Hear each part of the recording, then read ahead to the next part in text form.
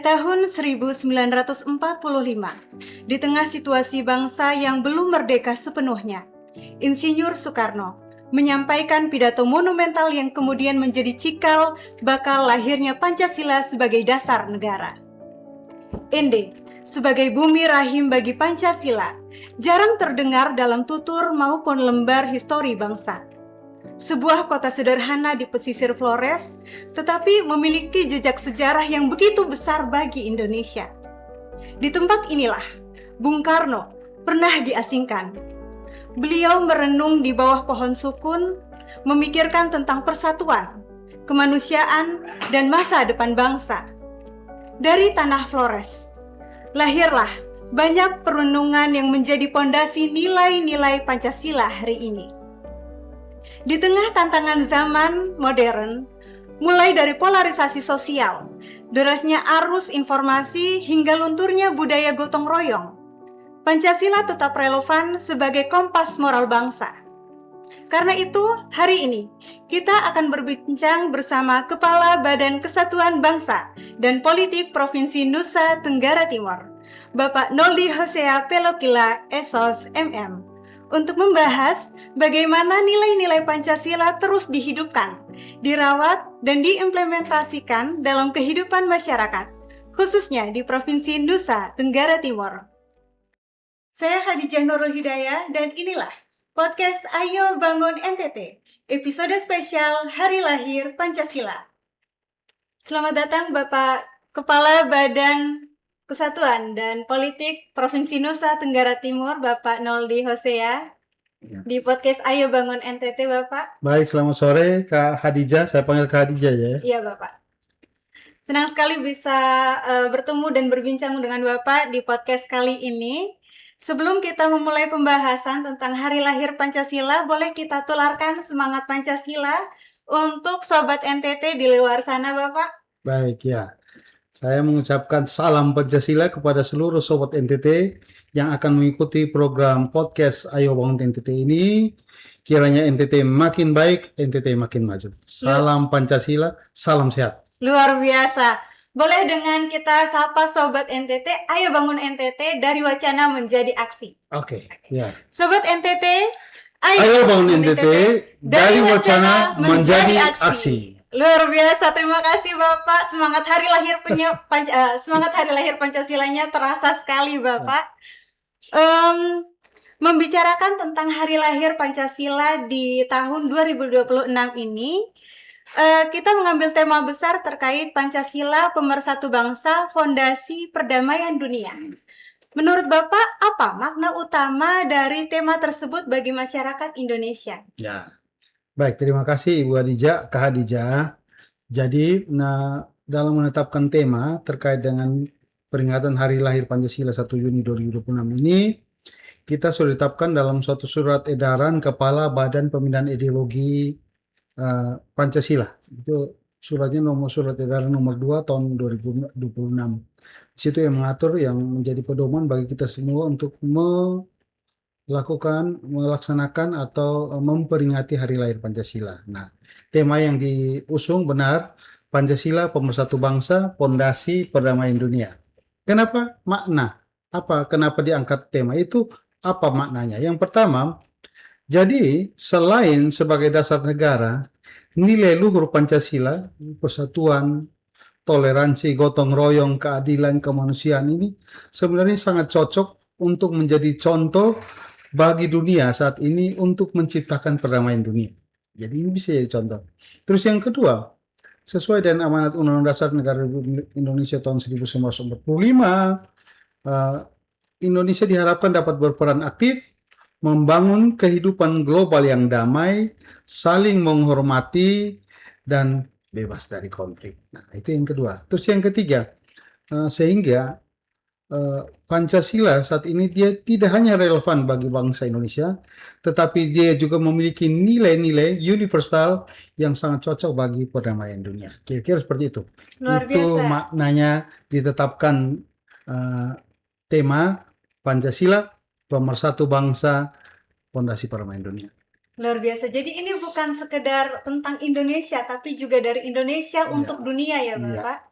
Luar biasa. Di tengah perkembangan teknologi dan media sosial yang begitu cepat, kira-kira tantangan apa yang paling besar dalam menjaga nilai-nilai Pancasila di kalangan masyarakat, khususnya untuk generasi muda, Generasi muda. Bapak? Ya. Oke, jadi untuk kalangan generasi muda saat ini kita menghadapi paling sedikit kita evaluasi ada tiga tantangan. Yang pertama ini betapa mudahnya sekarang penyebaran hoaks dan ujaran kebencian. Nah, media sosial banyak yang secara subjektif menyebarkan informasi-informasi yang belum tentu benar. Ya, ini jika tidak saring dengan baik maka dapat memecah persatuan, menimbulkan intoleransi, melemahkan semangat gotong royong sebagai nilai utama Pancasila. Nah, ini pertama. Terus yang kedua, saat ini juga kita tantangannya bagi generasi muda adalah menurunnya budaya sopan santun dan etika. Kita sekarang memang dalam era kebebasan berpendapat, baik secara langsung maupun dalam dunia digital. Namun, terkadang tidak diimbangi dengan tanggung jawab moral. Ya. Banyak generasi muda terbiasa dengan komentar kasar, perundungan siber, sikap saling menghina. Nah, tentu ini bertentangan dengan nilai kemanusiaan dan penghormatan terhadap sesama. Itu yang kedua. Yang ketiga juga, salah satu tantangan adalah saat ini kita menghadapi pengaruh budaya luar tanpa penyaringan. Ya. Jadi harus globalisasi digital membuat generasi muda sangat mudah meniru gaya hidup individualis, konsumtif, kurang peduli terhadap budaya bangsa. Nah, jika ini tidak diimbangi dengan penguatan karakter kebangsaan, maka rasa cinta tanah air ini akan makin berkurang. Nah, jadi ke depan ini penguatan nilai-nilai Pancasila ini bukan hanya melalui hafalan seperti dulu kita masih kecil, ya. Tetapi saat ini kita harus wujudkan dalam praktik-praktik nyata di ruang digital. Kita bijak bermedia sosial, kita menghargai perbedaan, kita mampu untuk memfilter informasi digital yang masuk, kita mampu untuk melawan hoaks, kita menjaga etika berkomunikasi, terus yang berikut adalah kita aktif membangun konten positif dan edukatif bagi kita sendiri. Kira-kira seperti itu. Generasi muda perlu menjadi, saat ini saya sampaikan bahwa mereka adalah generasi digital, tetapi paling tepat adalah generasi digital Pancasila, yaitu generasi yang cerdas teknologi, tapi tetap berkarakter, toleran, dan cinta persatuan bangsa. Kira-kira seperti itu. Luar biasa. Jadi ada generasi digital Pancasila. Ya, sangat menarik. Namun bagaimana peran pemerintah dalam memperingati momen Hari Lahir Pancasila pada tahun ini, 2026, Bapak?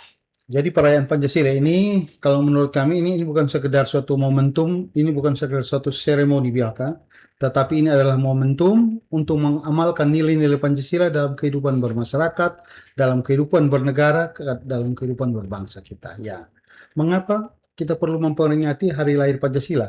Pertama, dia memperkuat nilai kebangsaan. Nilai ketuhanan, kemanusiaan, persatuan, musyawarah, keadilan sosial perlu terus dihidupkan dalam kehidupan sehari-hari kita. Itu salah satu alasan kita perlu memperingati Hari Lahir Pancasila. Yang kedua adalah dengan memperingati Hari Lahir Pancasila ini kita mengingat sejarah perjuangan bangsa. Jadi Hari Lahir Pancasila ini menjadi momentum mengenang proses lahirnya dasar negara yang digagas oleh Bung Karno pada 1 Juni 1945. Setelah itu dengan merayakan, dengan memperingati Hari Lahir Pancasila juga, ini juga kita terpicu untuk menangkal radikalisme dan perpecahan. Ya. Pancasila menjadi benteng dalam menghadapi intoleransi, dalam menghadapi hoaks, konflik sosial, dan ideologi yang bertentangan dengan Negara Kesatuan Republik Indonesia. Dan yang berikut adalah bagi anak muda ini, kita memperingati Hari Lahir Pancasila ini juga untuk menanamkan pendidikan karakter bagi seluruh generasi muda. Peringatan Hari Lahir Pancasila menjadi sarana edukasi bagi seluruh generasi muda untuk memahami identitas dan jati diri sebagai bangsa Indonesia. Kira-kira seperti itu. Menarik. Jadi tadi juga disebutkan bahwa generasi digital saat ini harus tetap punya karakter Pancasilanya ya, Bapak, seperti yang sudah dijelaskan juga di bagian awal. Namun boleh dong disampaikan kepada Sobat NTT di luar sana terkait program atau kegiatan apa saja yang dilakukan oleh Kesbangpol untuk memperkuat wawasan kebangsaan dan nilai-nilai Pancasila di tengah masyarakat, khususnya untuk generasi muda nih Pak. Baik, jadi Kesbangpol ini melaksanakan 4 tugas. Pertama, dia memperkuat ideologi, terus kedua, politik dalam negeri, ketiga, ketahanan ekonomi, sosial, budaya, kerukunan agama, ormas, dan yang keempat adalah kewaspadaan nasional. Nah, oke, saya akan jelaskan apa kegiatan-kegiatan yang kita akan laksanakan dari 4 hulu tugas itu ya. Saya sampaikan. Yang pertama, pendidikan Pancasila dan sosialisasi wawasan kebangsaan. Nah, tahun 2026 ini direncanakan, kami sudah merencanakan ada pendidikan Pancasila, Undang-Undang Dasar, Bhinneka Tunggal Ika, NKRI itu kepada pelajar, mahasiswa, seluruh segmen masyarakat. Ya. Nah, yang kita sasar adalah sekolah-sekolah secara luring maupun daring. Nanti kita akan berkolaborasi dengan para Purna Paskibraka yang mereka adalah bagian daripada Duta Pancasila Paskibraka Indonesia atau DPPI. Itu tingkat provinsi maupun kabupaten kota. Selanjutnya, dalam tahun ini juga kita sudah berkolaborasi. Kita berkolaborasi dengan BPIP, dengan Direktorat di Ideologi di Polpum Kemendagri. Kita melakukan pembumian Pancasila, ya, menanamkan nilai-nilai Pancasila melalui gerakan mencintai lingkungan bagi anak sekolah. Jadi sekedar dulu masih kecil kita bersekolah, tugas kita adalah menghafal nilai-nilai Pancasila. Tapi saat ini Pancasila kita akan dia lebih membumi dengan suatu kegiatan-kegiatan nyata yang menyentuh langsung dengan aktualisasi nilai Pancasila. Nah, yang berikut di websitenya Badan Kesatuan Bangsa Politik Provinsi NTT juga kita sudah menyediakan Learning Management System LMS yang namanya Akademi Merah Putih. Ya. Ini memfasilitasi semua anggota masyarakat siapa saja yang akan belajar 4 pilar kebangsaan ya, Pancasila, Undang-Undang Dasar 1945, NKRI dan Bhinneka Tunggal Ika ini silakan masuk mendaftarkan diri dan langsung mengikuti pembelajaran yang ada gitu. Terus untuk tugasnya dari Badan Kesbang juga kita melakukan fasilitasi untuk perayaan hari-hari nasional. Jadi hari lahir Pancasila, hari kemerdekaan ini menjadi sarana untuk menanamkan nilai kebangsaan itu kita laksanakan. Nah, selanjutnya kegiatan yang ketiga yang kita lakukan adalah memfasilitasi pendidikan politik bagi para parpol. Kenapa ini penting? Jadi kita saat ini negara atau pemerintah provinsi memfasilitasi bantuan kepada partai politik. Ini untuk apa? Bantuan keuangan kepada partai politik ini agar partai politik dapat memfasilitasi pendidikan politik. Jadi pendalaman Pancasila, Undang-Undang Dasar, Bhinneka Tunggal Ika, NKRI, terus kewajiban WNI dan berbagai aspek-aspek pengkaderan ini supaya apa? Mereka lebih berkuat untuk meningkatkan kapasitas kader, sehingga ke depan kader-kader partai politik juga akan memberikan edukasi kepada masyarakat. Nah, itulah esensi kita, pemerintah provinsi memberikan bantuan keuangan kepada partai politik. Nah, terus yang berikut, kami juga tugas dari Badan Kesbangpol Provinsi NTT adalah kita memfasilitasi pendaftaran ormas.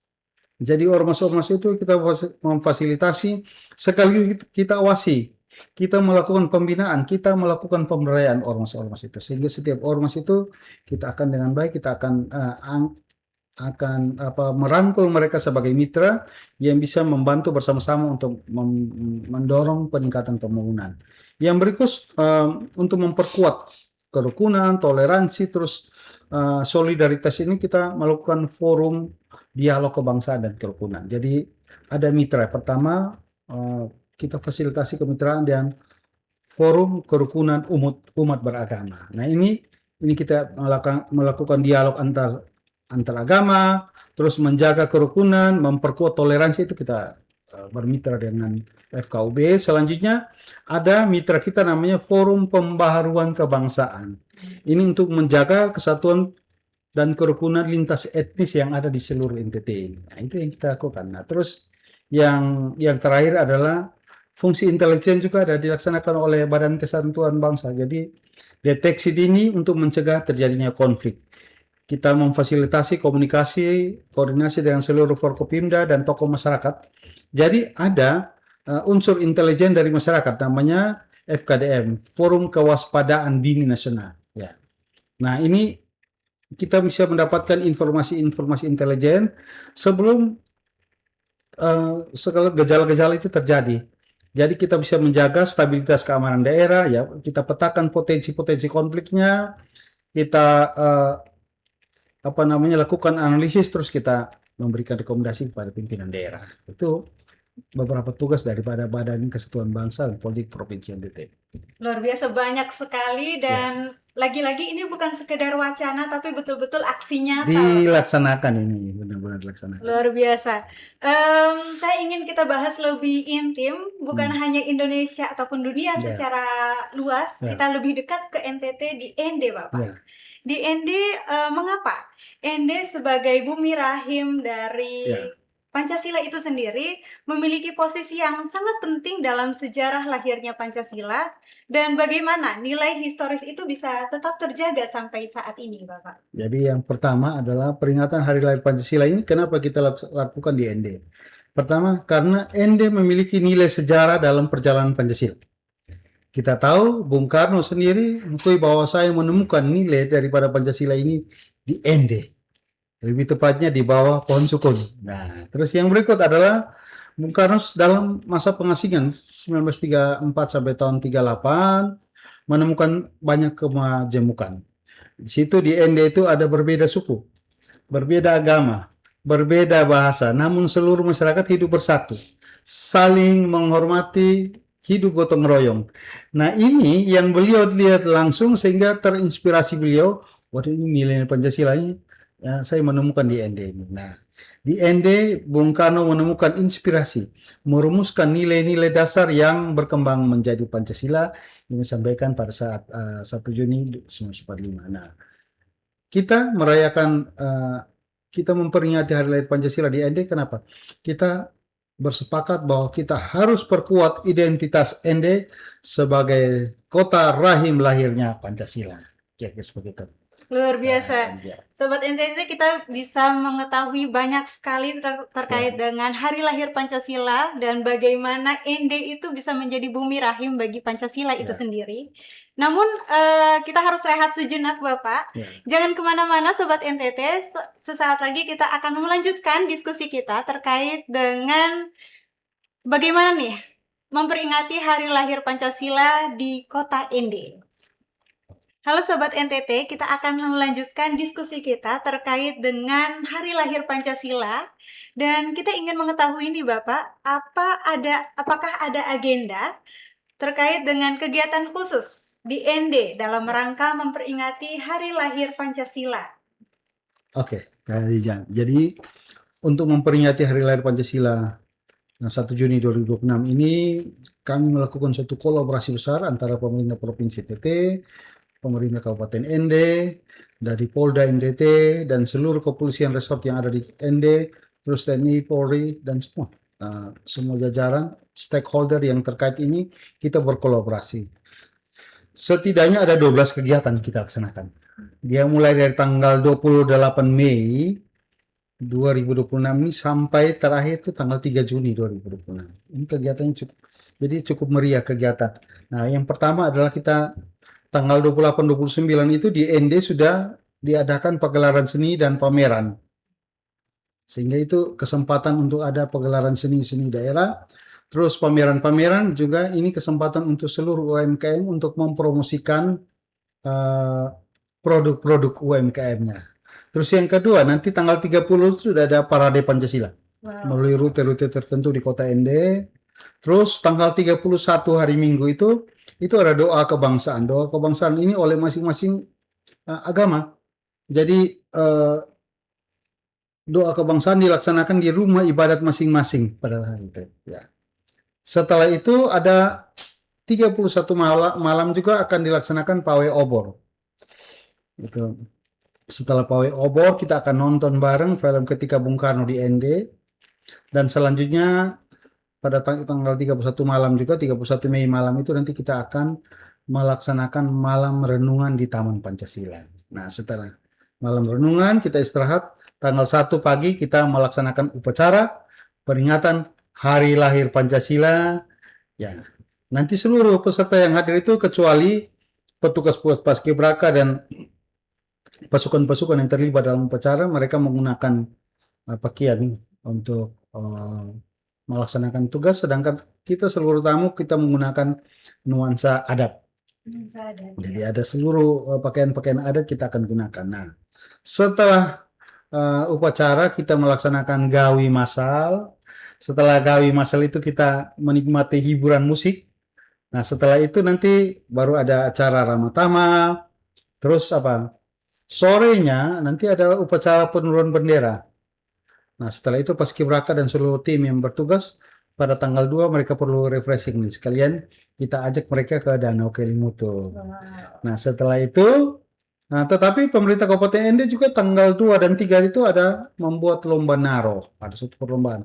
Ada satu model perlombaan ini. Saya juga belum dapat informasi. Sehingga sangat meriah perayaan peringatan Hari Lahir Pancasila di Kota Ende tahun 2006 ini. Luar biasa, jadi meriah sekali. Sangat meriah. Rasa-rasanya saya juga mau ke sana, Bapak, untuk ikut terlibat di dalam peringatan Hari Pancasila di sana. Memang diharapkan seluruh masyarakat NTT, mari kita sama-sama ke Ende kalau ada waktu. Ya, Sobat NTT yang berada di Ende, jangan lupa untuk hadiri berbagai rangkaian-rangkaian yang diselenggarakan untuk memperingati Hari Lahir Pancasila. Luar biasa. Selanjutnya, menurut Bapak, bagaimana implementasi sederhana nilai Pancasila yang sebenarnya bisa dilakukan oleh masyarakat di kehidupan sehari-hari? Apalagi kalau misalnya kita lihat di generasi yang sangat akrab dengan teknologi dengan digital, Bapak, sebagaimana yang sudah Bapak jelaskan tadi, generasi digital Pancasila. Oke. Jadi kalau dari kami, apa yang perlu kita lakukan sebenarnya, nilai-nilai Pancasila ini sudah mengkristal dari kehidupan masyarakat Nusa Tenggara Timur. Itu muncul. Sehingga pada saat Bung Karno, beliau selama masa pembuangan di Ende itu menemukan hal itu dari kehidupan masyarakat NTT itu sebenarnya. Jadi sebenarnya tidak jauh-jauh. Yang perlu kita lakukan adalah kita pupuk. Dari sila pertama, kita tetap menghormati perbedaan agama dan kepercayaan kita masing-masing. Dan itu memang sangat konkret terjadi dalam kehidupan beragama di seluruh umat di NTT ini. Kita tidak memaksakan keyakinan pada orang lain. Nah, itu sila pertama. Sila keduanya, saling membedakan, tanpa saling menolong, tanpa membedakan suku, agama, ras, status sosial. Terus sebenarnya orang NTT ini punya tingkat keramahan yang sangat tinggi. Dia sangat sopan, menghargai orang lain itu. Ya, itu terus kita pupuk terus. Tidak melakukan perundungan, ujaran kebencian itu, diskriminasi itu bukan orang NTT banget. Nah, terus yang ketiga, dari sila ketiga ini hal yang sederhana. Kita jaga kerukunan di lingkungan, kita utamakan kepentingan bersama daripada kepentingan sendiri. Terus kita yang terpenting adalah bangga menggunakan produk lokal, melestarikan budaya daerah. One village, one product, one school, one product, one community, one product. Mari kita sama-sama menggunakan produk daerah. Itu adalah bagian dari internalisasi, aktualisasi sila ketiga daripada Pancasila. Terus yang berikut, sila keempat ini kita biasakan untuk musyawarah. Jangan pakai urat leher. Ya, duduk musyawarah, menyelesaikan persoalan secara kekeluargaan. Terus menghargai pendapat orang lain, tidak memaksakan diri pada saat diskusi. Nah, ini hal-hal sederhana yang sebenarnya perlu kita perkuat lagi dalam kehidupan seluruh orang NTT. Terus yang sila kelima ini kita belajar untuk bersikap adil terhadap sesama, ya, tidak mengambil hak orang lain lah. Mana hak kita, mana hak orang lain itu benar-benar kita harus tahu lah. Terus peduli terhadap tetangga atau masyarakat yang membutuhkan. Nah, tadi di era digital, aktualisasi Pancasila ini generasi digital Pancasila. Generasi digital Pancasila. Ini kita sudah waktunya anak-anak muda kita bijak menggunakan media sosial. Jadi dalam ruang digital ini ada dua pilihan bagi seluruh generasi muda. Yang pertama adalah informasi-informasi digital yang kita bisa gunakan untuk memperkuat kapasitas kita sebagai generasi muda, supaya kita makin kuat kapasitas kita mampu berdaya saing dalam lingkungan pekerjaan. Atau kita mau memilih informasi-informasi yang sifatnya subjektif, yang kurang tepat, yang kadang-kadang juga sifatnya hoax, memprovokasi, ya, silakan pilih. Tetapi anak muda NTT yang hebat, tentu generasi muda NTT adalah generasi yang bijak dalam bermedia sosial. Bijak menggunakan media sosial, tidak menyebarkan atau meneruskan hoax maupun informasi yang memprovokasi, terus kita mengutamakan etika dalam berkomentar, kira-kira seperti itu. Luar biasa sekali Bapak. Masih tentang generasi muda kita. Iya, iya. Generasi muda di Nusa Tenggara Timur. Iya. Pancasila ini kan terkadang terkesan terlalu formal, terlalu tekstual, terlalu normatif, dan terlalu eksklusif, jauh dari masyarakat. Terkadang, sesuatu yang tidak kelihatan. Iya, betul Bapak. Terkadang terus kesan demikian. Namun bagaimana caranya agar Pancasila ini tidak lagi menjadi sesuatu yang eksklusif, namun lebih inklusif, lebih dekat dengan generasi muda saat ini, Bapak? Ya, memang ini sesuatu yang menarik ini. Jadi agar Pancasila terasa lebih dekat dengan generasi muda, maka pendekatannya tidak bisa lagi sifatnya ceramah. Generasi sekarang ini dia tidak terlalu suka yang namanya ceramah, hafalan, formalitas, sesuatu yang berbau formal itu tidak. Jadi kita harus, Pancasila perlu dihadirkan sebagai nilai-nilai yang hidup dan relevan dalam keseharian anak muda. Itu yang perlu, sangat penting. Jadi pertama, dalam metode kita untuk menginternalisasi nilai Pancasila bagi anak muda itu, pertama, kita gunakan bahasa dan media yang dekat dengan generasi muda. Pancasila perlu hadir di ruang digital, di tempat anak-anak muda beraktivitas. Kami sedang pikirkan suatu rencana untuk buat konten kreatif. Jadi ke depan kita akan menginternalisasi nilai Pancasila ini melalui flyer-flyer Pancasila, mulai podcast ini. Seperti ini saya juga bersyukur sudah ada podcast Ayo Bangun NTT, kita akan gunakan terus. Terus kita bikin meme-meme edukatif Pancasila. Nah ini akan lebih menyentuh dalam ruang-ruang digital ini. Terus apa? Memberikan ruang partisipasi, bukan sekedar mendengar. Jadi generasi saat ini dia lebih terlibat, dia lebih senang untuk terlibat langsung dalam aksi nyata.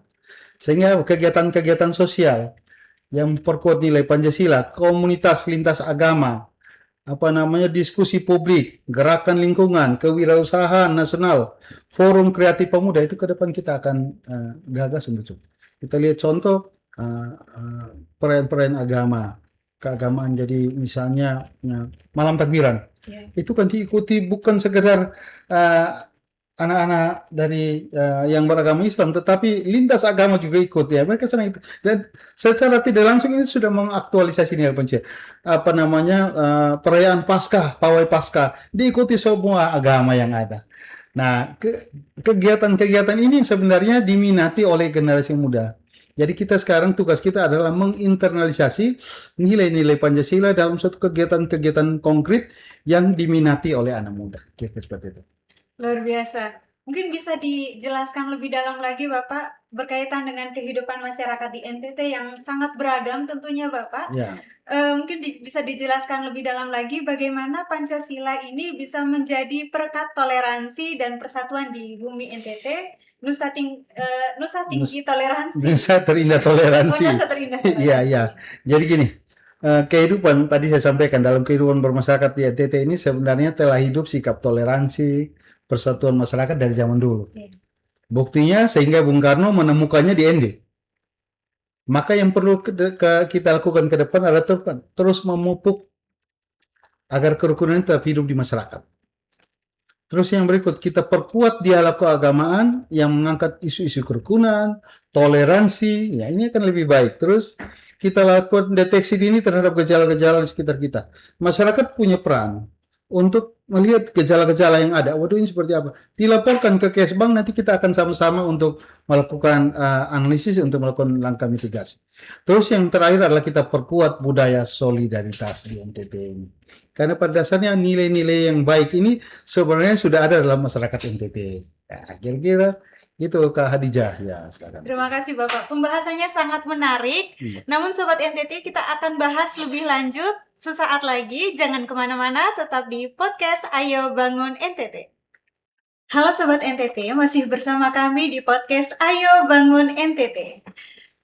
Bapak, selanjutnya kita ingin mendengar pesan dan harapan Bapak terkait dengan Hari Lahir Pancasila, khususnya untuk generasi muda dan generasi digital Pancasila. Ya. Silahkan Bapak. Baik, jadi generasi muda ini adalah generasi digital ya. Seluruh generasi muda saat ini mereka pasti berhubungan dengan dunia digital ya. Jadi mereka besar dari digital, tiap hari berurusan dengan urusan digital. Nah, dalam digital tadi kembali saya tanamkan kita dihadapkan dua pilihan. Yang pertama adalah belajar, memperkuat kapasitas diri agar mampu bersaing dengan dalam dunia kerja melalui informasi-informasi digital yang ada. Atau yang kedua, kita mau milih menerima informasi digital yang subjektif, yang provokatif, yang tidak bertanggung jawab, tinggal pilihan. Nah, generasi NTT yang hebat adalah generasi yang pertama, generasi yang bijak dalam memanfaatkan informasi untuk memperkuat kapasitas diri. Sekarang anak-anak muda sudah waktunya kita menggunakan segala sesuatu dalam ruang-ruang digital ini untuk perkuat kita punya kapasitas, sehingga kita punya nilai punya daya saing dalam kehidupan kita, dalam dunia pekerjaan kita. Terus generasi NTT yang hebat yang kedua adalah generasi yang santun dalam berkomunikasi, baik di luring, di luar jaringan maupun dalam jaringan. Ya. Terus yang ketiga adalah generasi NTT yang mencintai lingkungan, yang menghormati sesama. Kalau dari hal ini kita sudah lakukan, maka sebenarnya generasi muda ini sudah mampu untuk mengaktualisasi nilai-nilai Pancasila dalam kehidupan. Kira-kira seperti itu.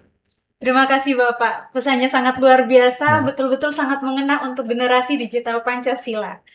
Sobat NTT, Hari Lahir Pancasila bukan tentang mengenang sejarah, tetapi tentang memastikan nilai-nilai tetap hidup dalam tindakan sehari-hari. Karena Pancasila tidak sekedar menggema dalam ruang pidato semata. Ia hidup saat kita saling menghargai, saat kita saling memilih untuk bergotong royong daripada ego pribadi. Dan saat kita tetap berada di tengah perbedaan sembari terus menjaga persatuan yang harmoni. Dari ND, kita belajar bahwa gagasan besar bisa lahir dari tempat yang sunyi. Dan dari masyarakat Indonesia hari ini, semoga lahir semangat baru untuk terus merawat kebinekaan dan menjadikan Pancasila bukan sekedar hafalan, tetapi cara hidup.